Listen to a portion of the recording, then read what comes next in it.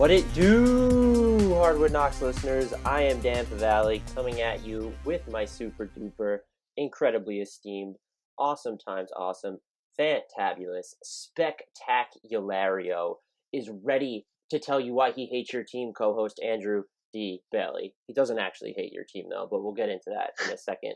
That's debatable. I'm sure there's some I hate. All right, he hates every single one of your teams. Before we get started, as usual though, our housekeeping notes are as follows. Please continue rating, reviewing, and subscribing to Hardwood Knocks on iTunes. We can also be found wherever else you're getting your podcasts, whether it's Art19, Stitcher, Google Play, Spotify, all that good stuff. But iTunes is still the best way to let us know that you are out there, that you are listening, that we are not yelling into the great void. So please search Hardwood Knocks, an NBA podcast, for those who don't know, on iTunes. Throw us that 5-star rating, write a review with whatever you want included. We're always checking those. Definitely, though, subscribe if you haven't already. If you've done all those things, please, recommendations, retweets on Twitter, shout-outs on Twitter, stealing people's phones and subscribing to them to the podcast on their behalf. They'll thank you later. We promise. All that good stuff. Also, subscribe to us on YouTube. We're posting all our podcasts there now as well. So smash the like button whenever you see those links come out, but definitely subscribe to our YouTube channel if you have not already. Follow us on Twitter at Hardwood Knocks. Then go and follow Andy on Twitter at Andrew D. Bailey. You can find me at Dan Favale, Favale, and be sure to follow the Blue Wire Podcast Network on Twitter at Blue Wire Pods. Lastly, but certainly not least, we will shout out our sponsor for today's podcast, who you will hear from in just a little bit. Untuck It. Stop looking like a slob. Get shirts that are meant to be worn untucked so that you can look your very, very, very best. Shout out to them for helping out the podcast. Whew. Andy, with all of that out of the way, how are you doing? I am doing great. I'm excited to jump into this wonderful topic that you have uncovered for us. I don't know if it's wonderful, but we're calling this the We Hate Your Team series. I think it's wonderful.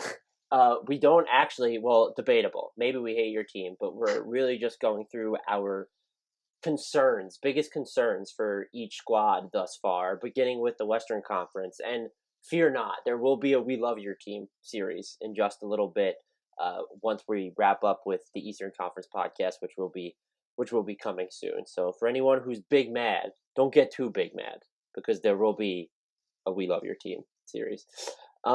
We are going to go in reverse alphabetical order because that's how we roll here, which means that I start because Andy is a coward and did not pick the Utah Jazz. Does that make you feel, Andy? Probably accurate. The Jazz, as we record this, they are 8-5. My biggest concern for them is after all the change that they underwent over the offseason, they're still kind of this average half-court offense. And, Mike Conley's had some better moments, so you get to the point where you think that he'll play better. You could also argue that Joe Ingles is going to shoot the ball better, but when you're looking at what they're kind of doing in the half-court, when they're playing minutes with just Conley and no Mitchell, their offense has been terrible. When they're playing minutes with just Mitchell and no Conley, their offense has been bad. And so you would think that with more firepower on this team, just overall looking on paper, that they would be able to navigate those, if you want to call them solo scorer minutes, particularly when you have Bojan Bogdanovic there. You also wrote about this, but their shot profile has been sort of wonky too. It's terrible. They're fourth in the league in long mid-range frequency, I think. Oh no, I'm reading that wrong. They're 16th, and then they're 10th in all mid-range frequency. They're 23rd in non-corner three-point attempt frequency. They don't get to the rim a bunch, and so I just thought that this team would be better, more consistent, or more bankable on offense. And I think it's just worth noting here too that the half-court offense is so important because this is not going to be a team that's going to ever live in transition. And so it just makes it that much more important for them to execute in the half court. And so that's just been something that's stuck out to me in the early going.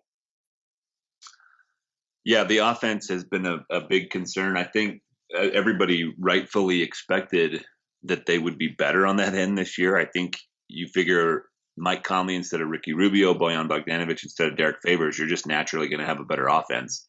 But I think here in the short term, what it's done is just torpedo their shot selection. They were a really smart shot selection team last season, and you don't have to completely abandon the mid range as some people like to put. I'm trying to think how to say this. Some people say, analysts say that. I don't think many do. But Utah was really good at getting corner threes, getting threes in general, getting to the rim, and only finding themselves in the mid range or that floater zone when they had to be.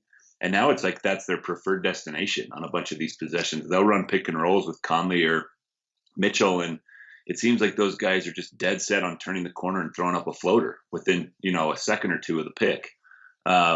There's not much patience out of the pick and roll. The shot selection is just it's bad right now. There's obviously plenty of time for them to get it fixed, but I think you've nailed the clear big concern for Utah. It's the offense, and they just need to get back to that smart shot selection they had last season. I get that that's difficult with guys who've done certain things for their entire career. Like Mike Conley is known for that floater. Even though if you look at his career percentage in that 3 to 10 foot range, it hasn't been an efficient shot even for him. Bogdanovic likes the mid range. I think at some point Quinn Snyder's going to have to convince these guys, hey, you're great at what you do, but let me show you sort of the higher path here. So hopefully they can figure it out. With the Jazz done, we move on to the San Antonio Spurs, who are also the team that I will be delivering the concern for. The Spurs are 5-9 as we record this. My pick for them, what has kind of stood out is I think it's really easy to kind of zero in on the defense because they have not been good on that end of the floor. They're 25th in points allowed per 100 possessions. I was looking at their crunch time performance as well too while I was doing research for this, and that surprisingly was it was really, really bad. They are 28th in crunch time defensive rating, 135.2 through 11 appearances. Of course, only 30 minutes. The only teams with a worse crunch time defensive rating are the Warriors and the Wizards. The Spurs are also 2-7 in crunch time this season, and so that's something that kind of stood out to me. And they're the worst team when it comes, their defensive shot profile actually isn't bad, but they're the worst team in the league right now when it comes to protecting the rim. Their starting five, both versions that we've seen this season, are net minuses on the floor, and their most used fourth quarter lineups, which don't really come as a surprise, are net minuses as well. And so I'm sort of left wondering what the solution is for this team, because I don't know that it's necessarily on the roster. You could talk about, maybe they could just be more open to playing like DeJounte Murray, DeMar DeRozan, and Derek White a ton at the same time. But I don't know how much that really helps them either. And this is a team, maybe they'll hit their stride as the season sort of wears on. But to see that they've struggled in closer games and struggled so much defensively this year, it just feels like it could end up being, I don't want to say their downfall, and I'm not yet ready to predict that the Spurs won't make the playoffs, but this is certainly a red flag when you're looking at the start, because I don't know how this team gets better defensively overall without making a move, which is something that they traditionally do not do, make a trade in the middle of the season. Well, they need to make a move. Last I checked, the Spurs and the Knicks are the only teams in 538's playoff projections that are at less than 1% chance of getting in. I think if they continue to try to do the same thing, they're not going to be good. I was thinking about this before we came in, or before I came in this morning. Can you guess what DeMar DeRozan's career box plus minus is? Oh man, I don't even get like an over under. 0. I'm gonna say under. Correct. I kind of set that one up. 0 is average, and so for his career, he's minus 0.5. In his 11 seasons, he's had a positive net rating swing, meaning his team has been better with him on the floor than off in one season, 1 out of 11. He's not obviously the entire reason for the concern that you have outlined, but they've got to make, I think, a drastic change. Like you said, they're just not known for that. But at a certain point, it's probably worth it to try. I think it sounds like Orlando might have some interest in DeMar DeRozan. I think there may be 2 or 3 teams that could talk themselves into LaMarcus Aldridge. You have to, at the very least, explore these possibilities. If I had to force you to pick whether DeMar DeRozan finishes the season in a Spurs uniform, what would you say? I'm going to say he does, just because trades are always, I guess this summer kind of changed everything, but it does seem like trades are always less likely to happen than they are to happen. But I think if they're finally going to make a move midseason, a significant move this season, I think DeRozan and Aldridge, they're both possibilities. I don't know if they're good possibilities, but they're possibilities. And I like the young guys on that roster. Excuse me. They have a lot of interesting talent with Derek White and DeJounte Murray, and even Lonnie Walker. I'm not out on him yet. There's some interesting stuff there. I think they just kind of need to clear the deck of the veterans and let those young guys prove what they can do. And it's just time for a reset in San Antonio. Crazy to say after all this time, but I think we're finally there.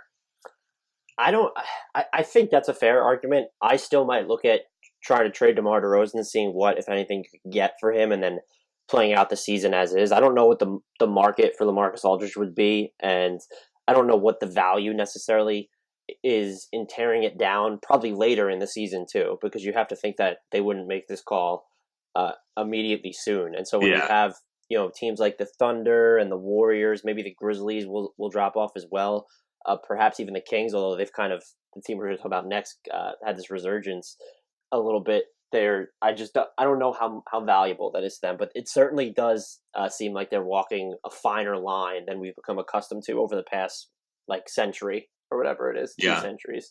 I wonder if there were, I know we've gone long on the Spurs, but I wonder if there were any teams other than the Spurs who were interested in DeRozan at the time of that Kawhi Leonard trade. Yeah, that really set back their future just because of what they prioritized in that return. Yeah, I mean, they didn't even get, look at what Anunoby's doing this season.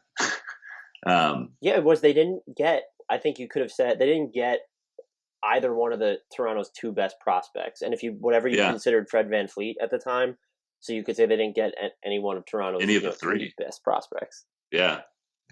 Very well. I still like Podol, but you're right. I don't think I'd put him above the other 3 that we've mentioned: Siakam, Anunoby, and VanVleet. But I guess that's revisionist history at this point. Ever see an untucked button down? They look bad. And why? Because they weren't meant to be worn that way. Thankfully, there's Untuck It, the original button-down shirt actually designed to be worn untucked. No matter your size or shape, Untuck It shirts always fall at the perfect untucked length. And with the holidays near, there's no better gift for your favorite guy who needs an upgrade. As someone who does wear the more than occasional button-down, it does frustrate me to no end when I wear them untucked and they don't look great. They hang too low. They ride up. I've tried to do the French tuck, the quarter tuck, whatever it is, to make it look a little bit better. It still sucks. The Untucked shirts, you don't have to deal with such unsightliness. They look good. They're meant to be worn untucked. And so you can wear them with confidence. Don't even really have to check yourself in the mirror to see how they sit, because you know they're going to sit just right. So whether you're shopping for the perfect holiday gift or just trying to craft a smart, relaxed style of your own, Untuck It is the way to go. Visit untuckit.com and use promo code BLUE for 20% off at checkout. That's untuckit.com and promo code BLUE for 20% off.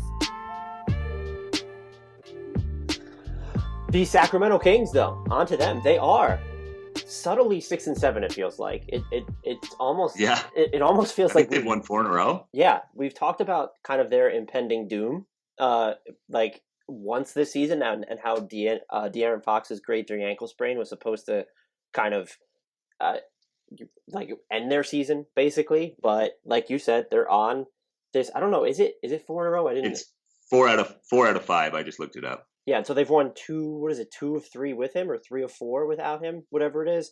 So I think it's 3 of 4 without him, if I'm correct. But they've been playing well. My concern for them is, obviously, there's can they survive the De'Aaron Fox injury, and maybe that concern rings a little bit hollow now. But you look at it, and those victories, by the way, weren't against pushovers.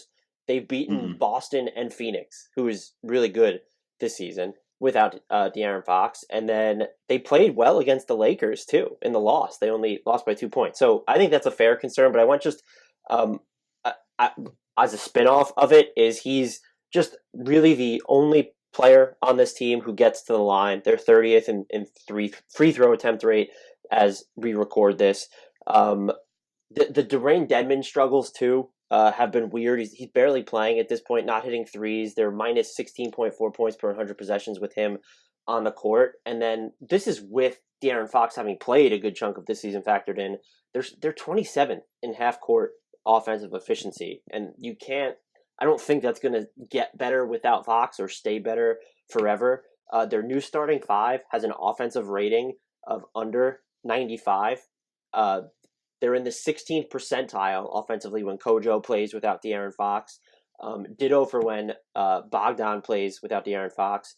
Hield and Bogdan have together made these potent offensive lineups. So there's certainly that to consider. And now they're 3-1 without him. But I still just find myself wondering whether it can last. And in the immediate, you think it can, because their schedule is for the next couple games. As you listen to this, if you're listening to this on a Friday, they're going to be playing the really shorthanded Nets, and then you go after the Wizards, who are the most forgiving defense in the league at this point, but also sneaky good on offense this year. So I'm just wondering if they can keep this up to kind of make sure that they're in position when De'Aaron Fox comes back to go after that playoff push we all thought they could possibly make, and what also sort of seemed out of reach even before his injury.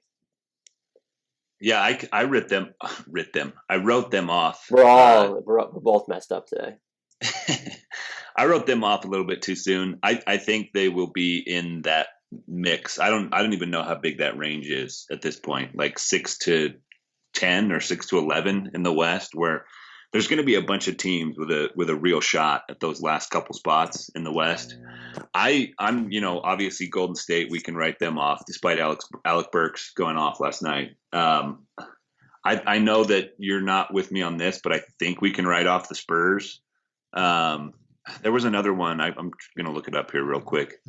It's usually the Blazers. We can write them off too. At least I can. Are you ready to jump off that one too? Oh, excuse me. I had my mute button on. So that if for anyone who's might complain about the audio quality this time, I'm on the road and recording from a closet in which I am shut in right now to try and make this. We need a graphic. There's got to be some movie poster with somebody hiding in a closet. We've got to Photoshop your face onto it. We'll have to get on that. So anyway, I don't know that I'm out on the Portland Trailblazers yet, because I think I've gotten to the point where I've doubted them as much as I did the Spurs in the past, where I've sort of become stubborn and just assume the Spurs are going to put it together. But it's rough when you factor in Damian Lillard's back injury and the fact that people read so much into Carmelo Anthony's first game. Now they're at this point where they, I guess, need Melo, and that's always sort of a bad place to be. Yeah. I'm writing off the Spurs, Warriors, Blazers, and I'm on the verge. Oh, the Grizzlies are another one. And then I'm on the verge with the Pelicans. So I guess the rest of the teams, I would say, are in the mix, and that includes Sacramento. I don't think I would guess today that they're going to make the playoffs, but I think they're going to be in the mix, kind of how they were last season. And hopefully Fox can find what he had at the beginning of last season, and I think then they'll be very, very tough. Portland. Okay, you just mentioned a team that needs Carmelo Anthony, and what a scary proposition that is. At 5-10, mind you, and 14th. What's that? They're 5-10 and 14th in the West, mind you, and they need Carmelo Anthony. Yeah, wild. And now Damian Lillard's dealing with back spasms. If he has to miss a few games here and there, obviously that's going to be really, really problematic for them. Here are their top, I'll say 10 guys in minutes played, plus Melo. You tell me if you hear a single consistently good defensive player in this mix. CJ McCollum, Damian Lillard, Hassan Whiteside, Rodney Hood, Kent Bazemore, Anthony Simons, Mario Hazonia, Scal Labissiere, Anthony Tolliver, Nasir Little, and like I said, I'll throw in Carmelo Anthony. Wow. So that's and I kept I knew that you weren't going to stop me, but I was giving a pause after each one just to be sure. Not a single consistently good defensive player in the mix. Their offseason was so confusing to me. For Al-Farouq Aminu and Maurice Harkless were such a big part of what they were able to do defensively. Obviously, it hurts to have Nurkic gone, and that was beyond their control. But they swapped out two of their most versatile defenders for guys who just aren't good on that end, and now we're seeing the result of that. They're just bad. They're a bad team right now. Their defense right now is actually a lot better than I would have thought. Oh, there it is. Okay. They're 20th in defense points allowed. I actually thought they would be worse than that. Bottom 30 is not great, but I thought they'd be worse. And I'll actually say, sorry to interject there, that No, go for it. Scala BCA, I thought, has played really well defensively this year. I've been impressed with Nasir Little's energy on the defensive end. And I wasn't, at the beginning of the season, I wasn't low on Anthony Simons in general. But it feels like he's gotten, even in the short amount of time, that he's gotten a lot better, or at least shown improvement defensively as well. So maybe that helps contribute to why they're not bottom 5 or bottom 3. Maybe there's some potential bright spots defensively, and I think you just pegged all of them. And Hassan Whiteside can be good defensively from time to time, but I think every single one of these guys is prone to lapses.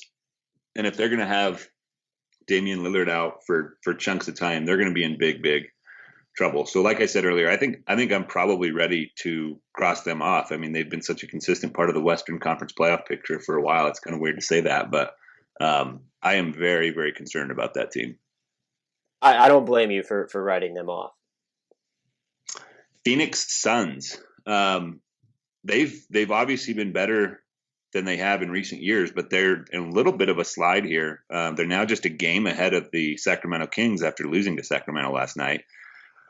They have lost 3 of 4 and 4 of their last 6. They're now 7-6. My concern with them, and I actually first ran these numbers before last night's game, and they've started to come true a little bit already.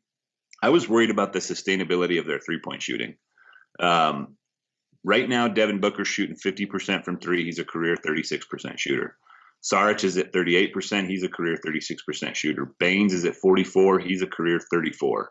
Rubio's 34. He's career 32. And when I first ran the numbers, Rubio was at 38. And I just, that one's coming down. Javon Carter is at 41. He's a career 35% three-point shooter. And there's a pretty small sample with Carter, so maybe it's not fair to throw him into this bunch. But they were just shooting the lights out in that really hot start of theirs. And I was always a little concerned it was going to come back down to earth. They've got a couple of guys who can actually get better. And I think Frank Kaminsky's three-point percentage will probably come up. Michael Bridges will probably come up over the course of the season. So maybe there's a little bit of balance there. But a lot of these guys were just shooting, I think, better than we should have expected them to. And I think we're already starting to see them come back down to earth a little bit. There's certainly an element to that. Maybe their recent slide is owed a little bit more to, Ricky Rubio missed a game. You had Aaron Baines miss a game, the one against the Kings, I believe. But yeah, I mean, Rubio, during this 4-game stretch where they lost 3 of 4, he's down to 27.3% three-point shooting. Baines is around 36%, which is still good, but certainly lower than where he was. So Booker has been probably the most consistent of the ones who are hot. He was over 42% during that stretch. Oubre drops to 19%. So I think that's certainly a valid concern for them moving forward. If you didn't believe that their hot shooting was going to continue at that level, I do think that they've showed me enough to put them in that group we mentioned earlier with Sacramento, though. Like I think they're going to be in the mix for one of the last spot or two in the West for this season. I think they're that much better. Oklahoma City, kind of hard to find a concern for this team given, what they are this season. I don't think many people expected them to compete for the playoffs, probably even them included. This is, I would say, a showcase season for their trade assets. So my concern is what kind of value does Chris Paul have at this point. I felt like if he came out and averaged close to 20 points, 10 assists, was real efficient, maybe there was some team that could tuck themselves into him. And he hasn't been bad. I don't think he's been good enough for some team to say, "Hey, I want to pay the rest of that massive contract." Um, he's posting the second lowest box plus minus of his career, and it's still good. I mean, I think it's still a 4, which is very, very good. But he's averaging a career low in assists. I think a team could probably say, well, they're rightfully giving a bunch of responsibility to Shai Gilgeous-Alexander, and so maybe he'll pass a little bit more with us. I guess the bright spot is he's shooting 41.1% from three. He hasn't been bad by any means, but I mean it's just such a daunting price tag for him at this point. He's in his age 34 season. He's making, give me 1 second. He's making $38.5 million this year, 41.4 next season, and 44.2 the season after that. I just feel like he would have had to be just ridiculous at the start of this season for some team to swing for that trade, and he just hasn't been quite that. I'm interested that you picked that as the concern for them, though, because I don't know that they need to be in a rush to actually move him. And like you said, he hasn't been bad. I'm not saying that's really going to up his value, but he's shooting well from three. He has the highest free throw attempt rate right now of his career since, I think, his rookie season, if I'm not mistaken. Yeah, his highest free throw attempt rate since his rookie season. And he's not so much, if insofar as they even cared about tanking, he's certainly not ruining it right now, because you still have Gallo, you still have Steven Adams, and so it's going to take more than one piece to steer into the full-blown tank. I do wonder if maybe this will be a situation where they have to get used to the fact of prioritizing long-term cap relief if they want to move him, where it's, let's say they take all of Miami's longer-term contracts and then they get a 2025 first round pick with minimal protection for their troubles. Maybe that's the type of deal that they could go after with him. But I actually am in the camp that, while I'll talk about hypothetical trades with him all day, I kind of believe that he's going to end up finishing the season in Oklahoma City. Yeah, and I think it's a fair criticism of my criticism. They also have a ton of assets, so it's not like, oh, we need to add more to that stockpile. But I just don't, as far as the on-court product goes with Oklahoma City, I don't know how you really have any concerns, because this is just sort of a let's see what Shai Gilgeous-Alexander can do type of a season to me. Let's see what he can do, and let's see what Gallinari, Chris Paul, and Steven Adams can do for their trade value. I don't know what else you're really looking for from the Thunder this season. Well, I think you could make the case that with some of the talent they have, maybe you would hope that they're better than bottom 10 or bottom 7 in offensive efficiency. I don't know. I think Chris Paul's contract to me isn't a concern for the team, but I understand why, if you're trying to prioritize the future and you're Oklahoma City, why you could view it as a potential detriment, just because you're kind of obligated to play him. But I think you say the same about Gallo right now. And so until they steer fully into this post-Westbrook, post-Paul George rebuild, I might even lean towards that. If you're just not concerned about the on-court product, then I just wouldn't be concerned about anything really, perhaps. Yeah, this is I'm trying to think of the right analogy for them this season. Just complete ambivalence. And I'm sure that's not the way they feel within the organization, but that's just kind of how I see it. I was actually surprised at how bad of a rebounding team they are. So that's maybe something that you could point to. But on to the New Orleans Pelicans. And if we didn't mention it, the Oklahoma City Thunder are 5-9, and the Phoenix Suns are 7-6 on the season as we record this. And the New Orleans Pelicans, as we record this, they are 5-9. My concern for them is, surprise, surprise, their defense. They are at the moment, excuse me as I clear my throat there, they are 23rd in points allowed per 100 possessions, which is actually a fair improvement over where they were for much of the season. They have not been good when you look at their shot profile per se. They allow a ton of looks at the rim, a few too many threes. Opponents are shooting 41%-ish on wide open threes, so maybe that goes down They have the worst transition defense in the league right now.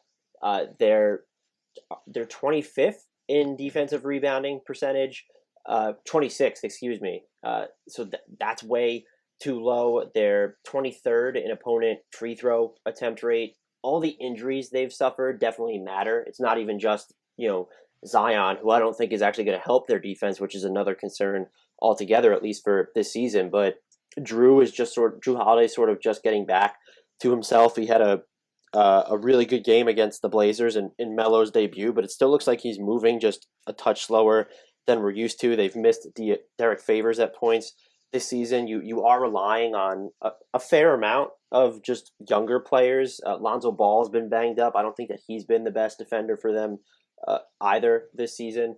I'm just wondering what their defensive ceiling is then. A lot of people kind of build them as, hey, maybe they'll be this above average defensive unit immediately. How much better are they going to really get here? You look to improvements like what Jackson Hayes is doing. I talk about energy this year a little, but Jackson Hayes is really all over the place. It comes at the expense of mistakes sometimes, but you can kind of see the outline of a really good or active defender there. So I'm just interested to see how these splits kind of remedy themselves or tracking them as we go across the season to sort of see where they end up, because it does feel like it's not just these numbers defensively. It's just that they're in so many different areas. And if you watch them, like the rotations can be all the way off. And it looks like some guys are scrambling a little too much, where the weak side help isn't consistent enough for them. So I'm really, again, interested to see how their defensive progresses as the year goes on. Yeah, I think that's all fair. I didn't expect their defense to be this bad, but I'm still maybe higher on them than I were before the season started, just because I think Brandon Ingram's been so much better than I expected. So that they've been a fun watch. I don't really have a whole ton to add to that one. I think your concerns are very valid there. For the Minnesota Timberwolves, they are 8-6, firmly entrenched in the Western Conference playoff picture as we record this. My concern with them is I'm wondering just how high their offensive ceiling is with this group this season. Karl-Anthony Towns is sort of this world beater, and we know that Andrew Wiggins is having this, I don't even know if you could call it. Also a world beater right now. Right, and I don't even know if you could say that he's having a resurgence so much as he's just reborn again. Yeah. They are, for the season, they're 13th in offensive efficiency, which is fine. They're shooting a ton of threes, and so you like to see that, but they're not making them at a particularly high clip as a team. They are 5th in three-point attempt rate, but 28th in three-point percentage. They're shooting a league worst 28.8% on wide open threes. They're not the best finishing team around the rim. Offense is in the 21st percentile without Towns on the floor, and they're a minus 4.2 in those minutes. It's encouraging that they're in the 91st percentile offensively when Wiggins plays without Karl-Anthony Towns, but they're still a slight net negative overall during those minutes. Can you get more consistent shooting from Teague? Can Culver just be a factor at all? Can you get better shooting from Okogie, who's kind of found ways to move around on the offensive end at points, but there are going to be limitations for him if he's not going to knock down jumpers at a consistent clip? Do they have any other bigs who they can really rely on to space the floor? And this is a concern for me because they have about a league average defense right now, and they're going to be in trouble if that regresses at all, and then we don't see their offense do more than hover around that same league average mark. It feels like they still have a better chance, for as much as we've seen from them this season and how we might be encouraged by their defense performance, that they're 16th in points allowed per 100 possessions. They kind of need to stand out on the offensive end more, to me, if they're going to be a legitimate playoff team this season. Yeah, I think that's all fair. I hate to just agree with you, but I think those are very reasonable Why would concerns. you hate to agree with me? Because that makes us I'm not going to say boring, because we're never boring, but and I'm also not going to pick things to disagree with you just to disagree, because our listeners are too smart for that. I think that's a very valid concern. I'm going to throw Minnesota in this same bunch of teams, and this isn't a stretch either, that are going to be in the mix for a playoff spot the entire season. And if Wiggins can keep this up for the entire year, that they're going to be, they're going to be a tough out. I see no lies in what you said there. Excuse me. There we go. After the Minnesota Timberwolves, it's on to the Memphis Grizzlies, of whom I am also in charge of. They're feisty, 5-9 as we record this. My concern for them is Jaren Jackson Jr. Is there going to be a point where he makes the leap that we were all expecting this season? Maybe we were overestimating how good he could ultimately be, and he's shooting well from three. He's had some better games in recent days, but he still needs to rebound better. The fouls are still a bit of an issue. He seems to disappear offensively, though that's something that I think he's done a better job of not doing over the past few games or so. That his usage percentage is lateral from last season just feels weird to me. I know you have John Morant coming in, but you also got rid of Mike Conley, and you don't look at the rest of the roster and see guys who need to finish a bunch of plays necessarily. His free throw attempt rate is down, and I guess that's okay when he's changed out so many of his looks at the rim for threes, and maybe that's not really much of a concern. More of his made shots, though, are coming off assists than last year, and I just wonder if they're ever going to give him the chance to kind of branch out and create his own looks beyond the post-ups that they're going to give him. The flip side of that is when you see him go off the dribble, it looks unnatural, like almost in slow motion, but it's an uncomfortable slow motion. The Grizzlies are getting out in transition efficiency. They're getting out in transition a lot more often, but he's in the 15th percentile of finishing in offensive efficiency.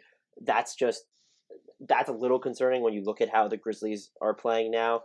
And just like I said before, the fact that we don't see that comfort level with him, not just working off the dribble from face-ups or something, but to really just be in more of an constant aggressive offensive mode. I'm just wondering if that's a little worrisome. Again, it's still so early, but it's something to monitor because I came into this season unbelievably high on Jaren Jackson Jr., and he hasn't exactly done anything to sway me. I'm not out on him by any means, but I was so high on him coming in that the start to the season's been a little bit of a letdown.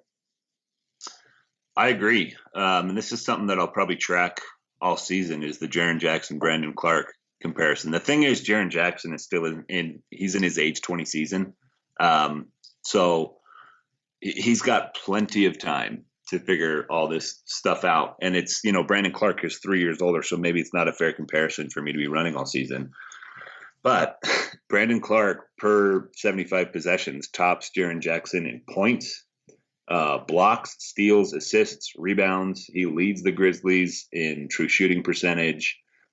He's, obviously averaging fewer fouls. Jaren Jackson's averaging 5.3 fouls per 75 possessions and 2.7 turnovers per 75 possessions. Those aren't great things, obviously. I'm with you. I thought he would take more of a leap this season, but I just have to keep telling myself he's 20 years old. This is only his second season. He's going to be fine. There's still plenty of bright spots, but it does seem more like, I think the word you used was lateral, and I think I would apply that to him generally.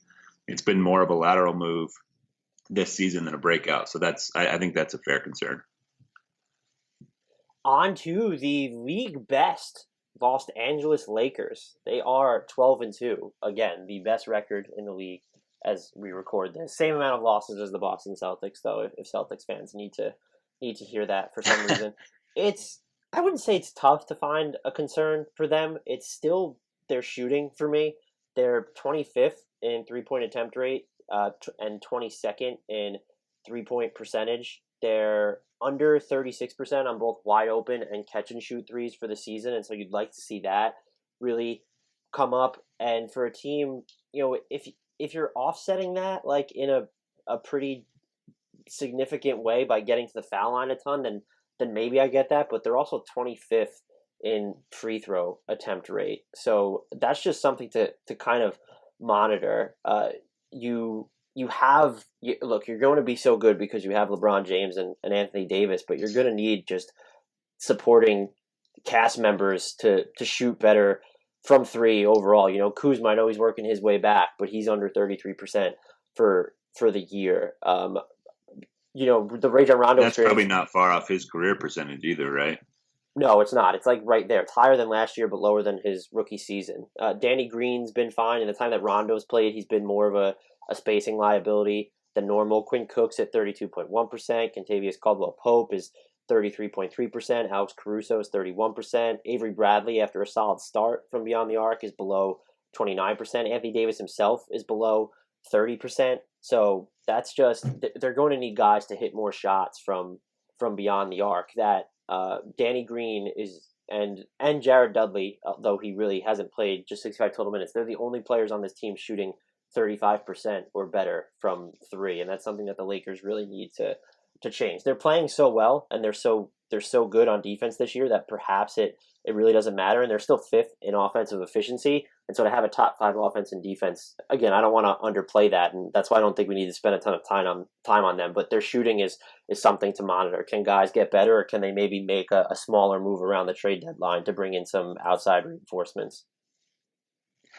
I'm amazed that I'm looking at their numbers now. Danny Green appears to be the only rotation player who's over average from three, and they're 18th in the league in 3-point percentage. I would have thought that would lead to a worse spot league wide. I think that's clearly the concern for this team. Did you realize that Jared Dudley's 4 for 4 from three? He hasn't missed a three this season. Maybe they should just play him. He'll never miss. Yeah, he's perfect in 65 minutes of action. Go him. I almost have had the wrong note written down. I think when I was doing the research on this, they were 22nd, and so that must have moved after their win over the Thunder. So good for them. They're 34.2%, and there's 1, 2, 3, 4 teams below them that are at 34.1. So it's a very precarious 18th place.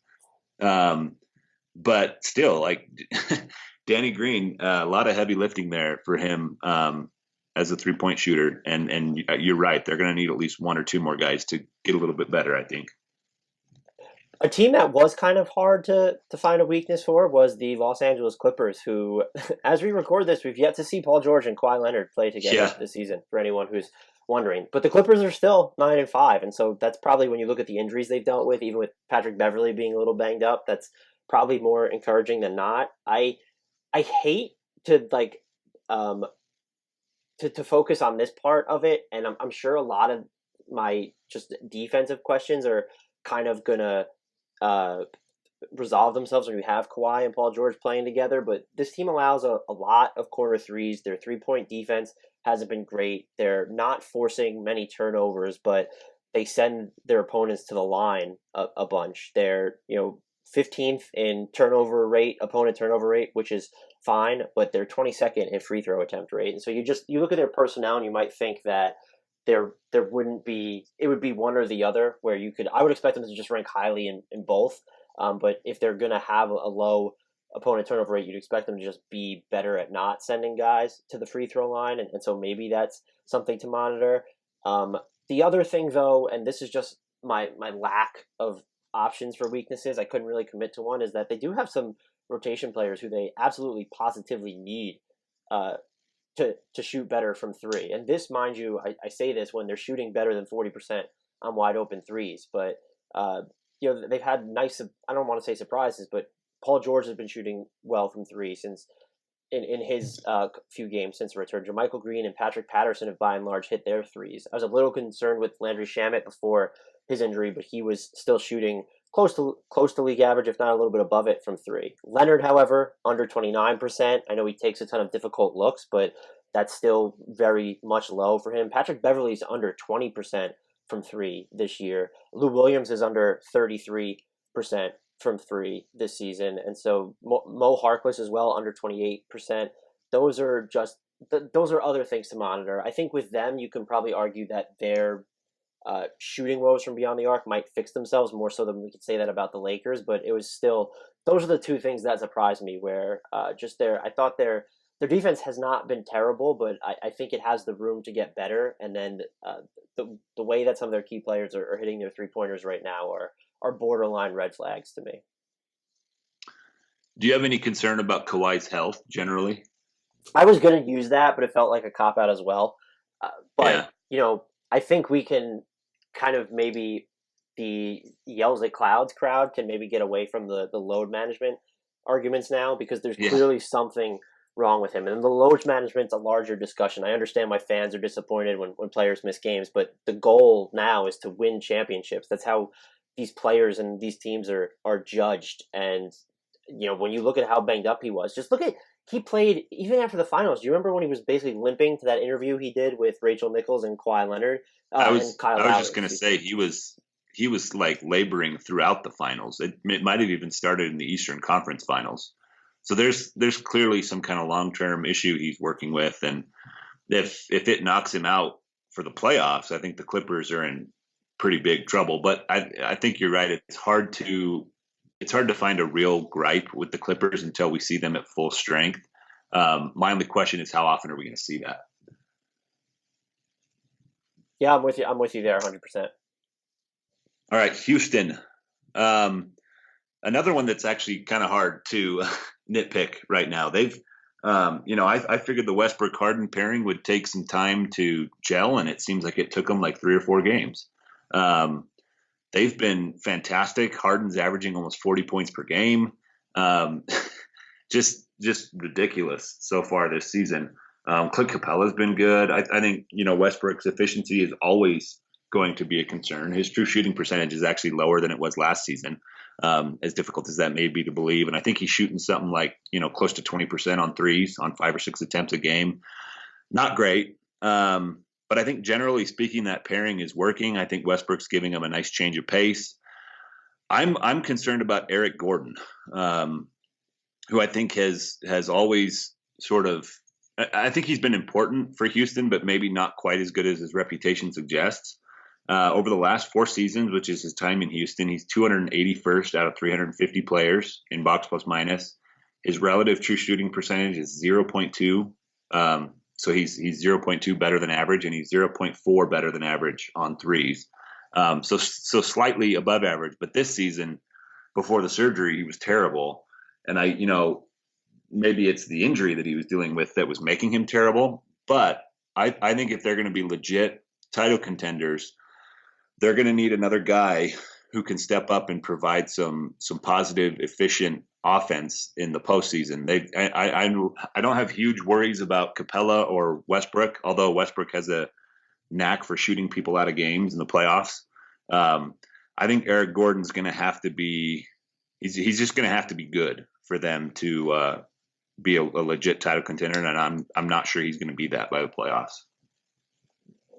That's perfectly fair. And I mean, when you factor in how much time he's going to miss, what is he going to look like when he comes back? He had basically one good game before then. Now he's out forever. My concern for them, though, really quickly would be, they've separated themselves more from their opponent in the Westbrook Harden minutes, where it seemed like they were only a slight net plus during those. They're now outscoring opponents by almost 8 points per 100 possessions in that time.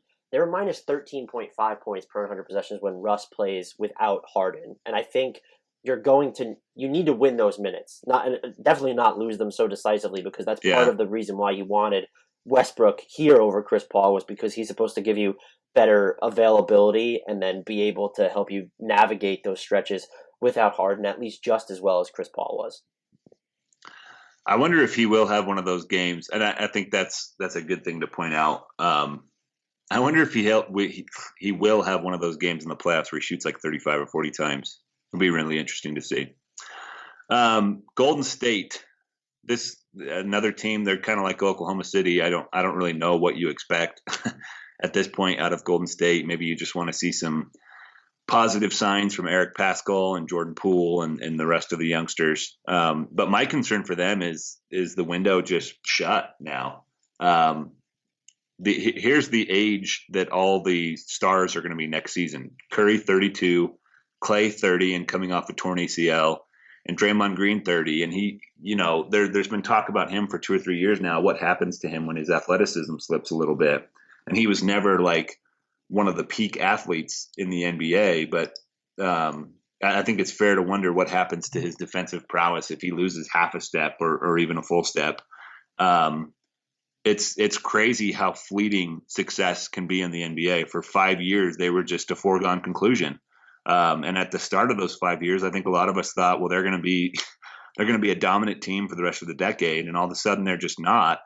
And I have no idea what they're going to be next season. Even if all 3 of those guys are back and healthy, I just don't know if they're ever going to compete for a title again. That is beyond fair to note. That I think that has to be the concern, is because this season is kind of a wash, and you could be concerned about all the injuries because it seems Draymond Green uh, banged up. He was injured as we're recording this the night after. He was injured last night, and he came back in the game, but against the Grizzlies. But he's been banged up already. D'Angelo Russell's out, Curry's out. Like you go through the list, even Kevon Yeah. Looney. But I agree with you. I tend to be a little bit more bullish on them when they're at full strength. But as someone who picked them to make the playoffs this year, I feel like I don't really have a right to contradict you there. But I do think it's a fair concern. Is what will this team be even when it's at full strength next season? It's tough to get a feel for it, even when you have a guy like Eric Paschal playing like a standout. Because how's that going to translate to a good team? I'm here for Alec Burks taking a ton of shots, though. That's going to be fun for the rest of the season. Denver, my concern for them is the same one that I have with the Utah Jazz, and it's their shot selection. They are 27th in the league in three-point attempt rate right now. They are third in field goal attempts per game from the paint non-restricted area. And in that, I wrote an article about the Jazz. I think you mentioned it earlier. I dubbed that the zone where possessions go to die. Because even the teams that are really good from there, like a good percentage in the paint non-restricted area is like 40%. So you're getting 0.8 points per shot from there. And Denver's below 40%, and they're taking way too many shots in that area. I think this is a team, they're tailor-made for this like threes or shots at the rim approach. And I think it's fine to mix in the occasional mid-ranger to kind of soften up the defense right there. But the floaters are just, I don't get it. I don't get why so many teams are after that shot. And maybe they're not after it. Maybe that's just where they end up. But Denver needs to improve their shot selection. They got to take more threes. They got to cut out some of these floaters, and they'll be better offensively. They have a lot of offensive talent. There's no reason for them to be where they are offensively. I haven't looked up their rank in a little bit. Do you have that handy? I'm going to try to pull up Cleaning the Glass real quick. Hold on. If you don't have it, live podcasting, looking up numbers. They are. If I could hit the unmute button quicker, we'd have it. It was 17th in offensive efficiency right now per Cleaning the Glass. They should be better than that, based on the offensive talent that they have. They've got Jamal Murray, Nikola Jokic, a bunch of good offensive players. They should be better than 17th, and I think shot selection is a big part of that. They are also 20th in half court offensive efficiency, which I would think you have enough talent to be a lot better than that too. Where your half court offense should certainly be decidedly better than the Charlotte Hornets is. Yeah, I think that's 100% true. So they got to figure out shot selection at some point this season, because talent wise, they should be, I think, at least a top 10 offense. 2 or 3 years ago, that was what made them competitive, was offense. And I think, shout out to them for figuring out some of their defensive woes. But I think an identity for Denver, one of those teams at altitude, has always got to be scoring points, run teams out of the gym at that high altitude gym. Dallas, my concern for them is Kristaps Porzingis. This is probably not an unexpected one.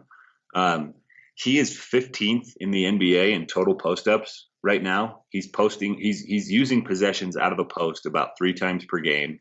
He's 10 of 30 on these post-ups, 0.58 points per possession, which is in the 11th percentile, and he's turning it over 14% of the time. Have you watched the Mavericks much this year? I have watched a ton of the Mavericks. I think most analysts would probably have that answer. They've been so fun to watch. The obvious reason is Luka, but it's a real head scratcher what they're doing with Porzingis, because the post ups, as soon as it goes in there, you just feel like the possession is done, and not in a good way. The rest of the time, he's kind of just meandering around out there, where you have where it's Kleba or Powell setting a ball screen for Doncic, and then Porzingis is basically just complimenting the play. Yeah.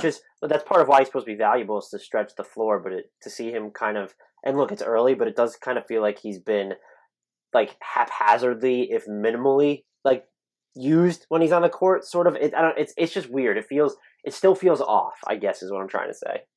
Yeah, I think that's a good way to put it. Something is off, and I think one of the first things they could do is just crumble up those post-ups and throw them in the garbage and never go back to them.